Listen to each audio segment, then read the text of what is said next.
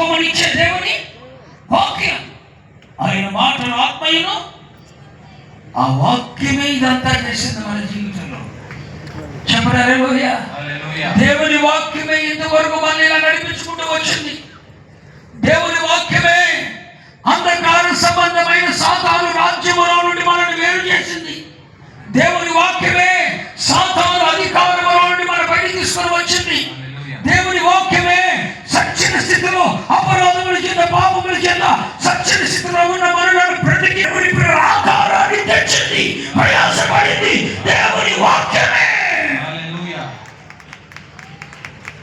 కానీ రాత్రి దేవుని వాక్యము మీకు ఆకారాన్ని తెస్తే దేవుని ఆత్మ, ఇప్పుడు రెండవసారి దేవుని ఆత్మ,